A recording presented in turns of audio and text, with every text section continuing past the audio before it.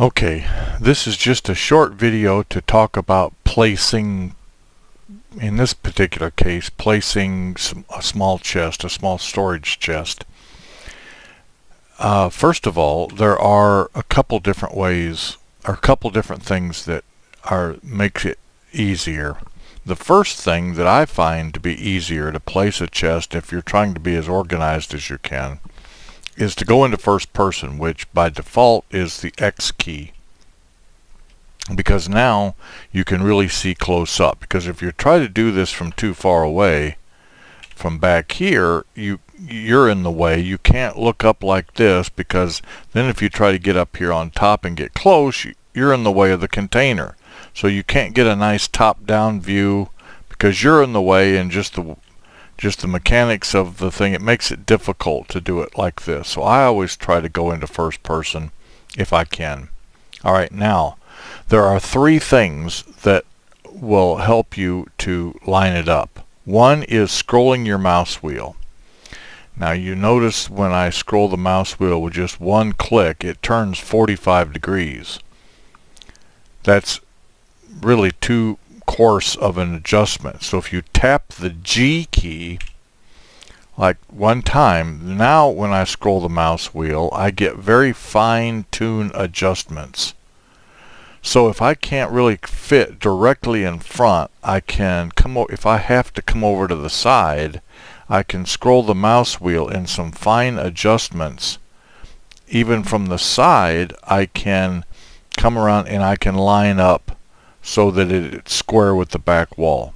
Okay, that's one thing to do. The next thing to do is move left and right with the A and D key.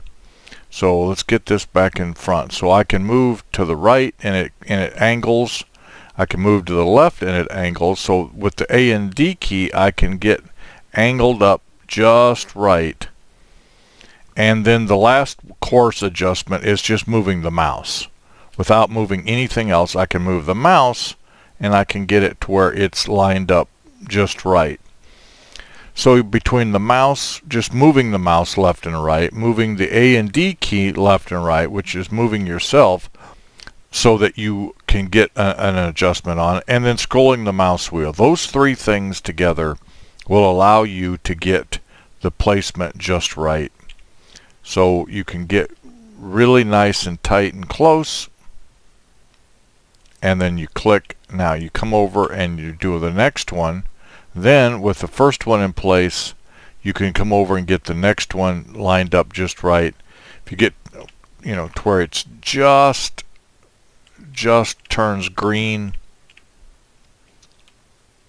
like that, you can put a third one down, and on a standard foundation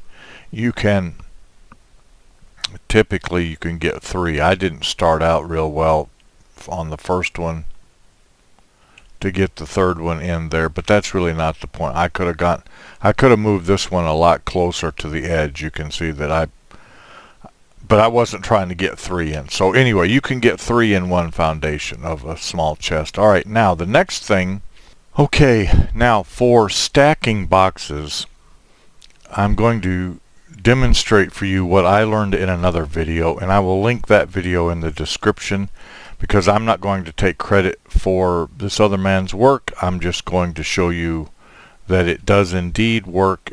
In season 5 it still functions. So the first box, this first row is what's most important.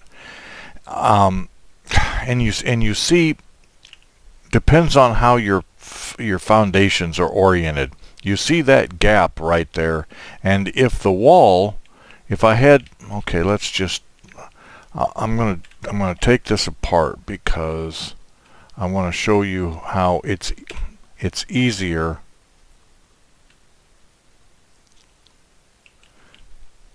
if you happen to have your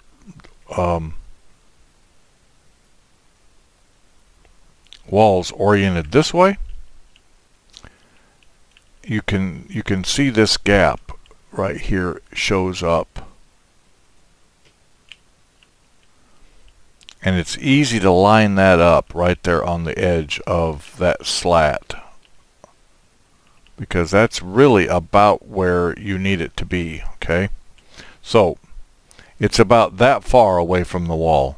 It doesn't have to be exact, but you need a space between the two.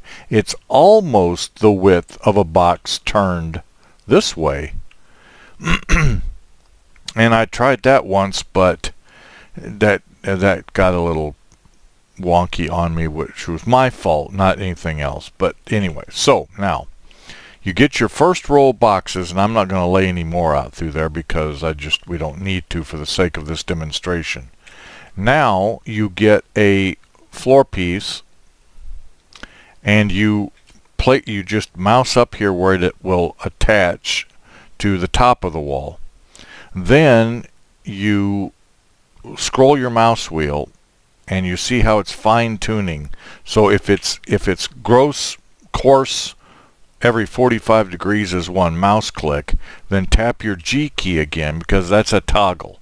So you can tap it one time and it goes to 45 degrees. You can tap it another time and it goes back to fine tune adjustment. Alright, you want to go down 11 clicks. So 1, 2, 3, 4, 5, 6, 7, 8, 9, 10, 11, and place that wall right there. Alright, now you see that it cut through about right there, and it should clip for you.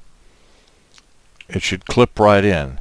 Now the reason why you want to place your bottom row first is because if you don't, you may have trouble getting that bottom row to place after you have already put your slanted wall piece in.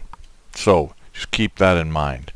In any event, now you can come over here and you position the next one right on top, and you just inch up a little bit, slow, slow, slow, slow, and then it will turn green. And now you can see that they're staggered in a little bit. And now you can do the next one. So now you come over here and you just inch up just a little bit more, and you can place it right there. Okay, now you can see that they stagger inset quite nicely. It's almost lined up just perfectly. And then you can get, like I said, 3 in a row. You can get 3 columns, so you can get 9 boxes per foundation. Then on the back side, if you have interior walls, you can do the same thing on the back side, coming down in this direction, up going this way. You can do the same thing coming down this way if you want to. I didn't count the clicks, but just to show you that you can do the same thing if you had another foundation out here, depending on the configuration of your storage area. The same rules apply. It's just you have to get that first box spaced out properly before you can place your angled wall, which is then sets where the rows on top go. Okay. Now, then what you want to do, or what you can do, you see how every one of these is called small chest.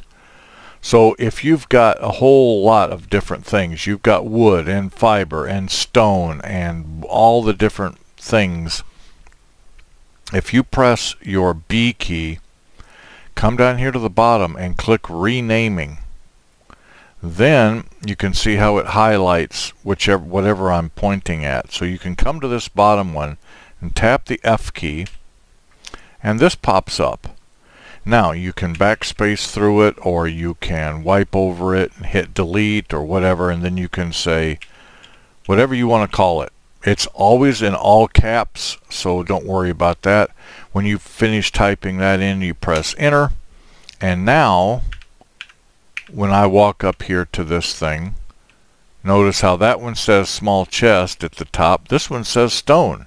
So now I can just walk down my row of boxes, and I can just mouse over it and it'll tell me what's in it without having to open this one Okay, that's got stone in it. Close that one, open this one. Well, what does that have in it? Oh, okay. Close that one, open this one. What does that have in it? You can just mouse over it and it'll tell you what's in there.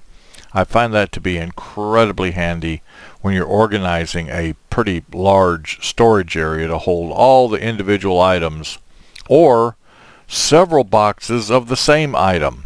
Alright, that's all I've got to show you for aligning storage chests, which the same thing applies to anything else on aligning it. The three ways that you can the three things that you can use to align something, and then how you can stack small crates or small chests.